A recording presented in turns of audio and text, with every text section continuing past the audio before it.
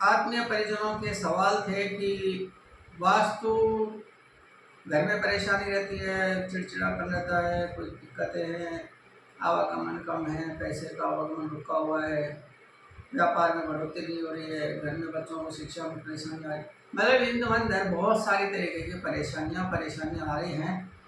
तो हम जिससे भी सलाह मशवरा ले रहे हैं वो एक ही बात बताता है कि वास्तु दोष है। वास्तु होता क्या है और दोष किस प्रकार होता है, हम इसके ऊपर एक छोटा सा, तो वो ये है नहीं कि हम आपको छोटा सा प्रोग्राम बता दें एक दिन में हो जाएगा, ऐसा कुछ नहीं। क्योंकि जब हम कोई चीज़ बनाते हैं तो अवश्य नहीं है, आवश्यक भी नहीं है और अवश्य भी नहीं है कि वो कंप्लीटली अच्छे तरीके से और सुचारू रूप से तैयार हो। उदाहरण के लिए घर में एक हलवाई द्वारा, एक्सपर्ट हलवाई के द्वारा बहुत अच्छा डिसेंट खाना बनाया जाता है, लेकिन आवश्यक नहीं कि 100 के 100 खाने वाले उसे तारीफ करें। किसी को पसंद नहीं होगा, किसी को नमक कम होगा, किसी को ज़्यादा होगा, किसी को मिर्च कम होगी, किसी को ज़्यादा होगी। इवन कहने का तात्पर्य है कि हर वास्तु हर आदमी के ऊपर फिट नहीं बैठता है। जबकि अमूमन एक बातें बताई जाती हैं कि इस दिशा में ऐसा करने से ऐसा हो जाता है, ऐसा करने से ऐसा हो जाता है, अगर ऐसा डाल दें तो ऐसा हो जाएगा, पूर्व दिशा में मकान होगा तो पश्चिम कोण में होगा, दक्षिण में होगा। कुछ नहीं, हर आदमी की तासीर अलग होती है, हर आदमी की पसंद अलग होती है, हर आदमी की नेचर अलग होता है, प्रकृति अलग होती है और प्रकृति के अनुसार ही वास्तु का प्रयोग किया जाता है।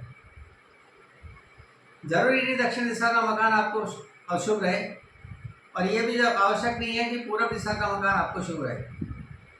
हो सकता है आपकी राशि के अनुकूल नहीं हो सकता है प्रकृति के अनुकूल नहीं हो। इस विषय पर हम चर्चा करेंगे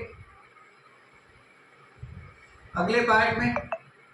सबसे पहले भूमि के बारे में हम विचार करेंगे कि भूमि कैसी होनी चाहिए, किस प्रकार होनी चाहिए, भूमि को देखने का क्या पैरामीटर्स हैं, हम किस तरीके से पता कर सके वो भूमि आपके लिए शुभ होगी या नहीं होगी।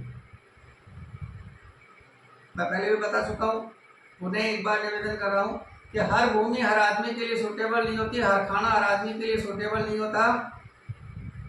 ठीक इसी प्रकार से हमारी भूमि जिस पर हम मकान बनाने जा रहे हैं, रहने जा रहे हैं, वो हमारे लिए शुभ होगी या नहीं होगी।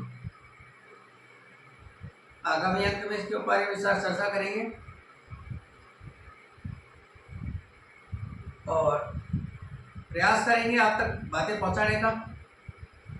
कोशिश कीजिएगा और कोशिश मत कीजिएगा, उसके ऊपर परीक्षण कीजिएगा क्या वास्तविकता में वो बातें सही हैं।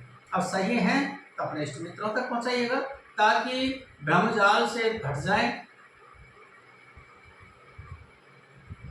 क्योंकि वास्तु एक साइंस है, प्रैक्टिकल साइंस है, लेकिन कुछ चुनिंदा लोगों ने अज्ञानतावश इसे एक भ्रम डाल करके छोड़ दिया है।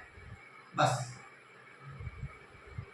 जब तक हमें पूर्ण जानकारी नहीं हो तब तक हम किसी आदमी को भ्रम की स्थिति में रख सकते हैं, निष्कर्ष तक नहीं पहुंचा सकते। और यही कारण है कि आज का ज्योतिष, वास्तु, ये सब लोग ढकोसला कहने लग गए हैं। आप प्रयास कीजिएगा, हम भी प्रयास करेंगे। हमको परमात्मा नहीं है, ऊपर से उतर के आए हैं। हम भी किताब पढ़ करके, लोगों से सीख करके, अनुभव करके, और इसी से सीखा जाता है, वो अनुभव आप तक पहुंचाएंगे। आप भी प्रयास कीजिएगा उसे अपने परीक्षण करने का। परीक्षण में अगर आप सफल होते हैं और हमारा बताया हुआ आपको सफलतापूर्वक अपने लक्ष्य तक पहुंचाता है, परिजनों मित्रों तक पहुंचाइएगा।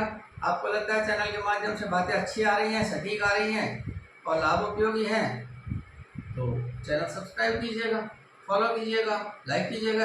जैसे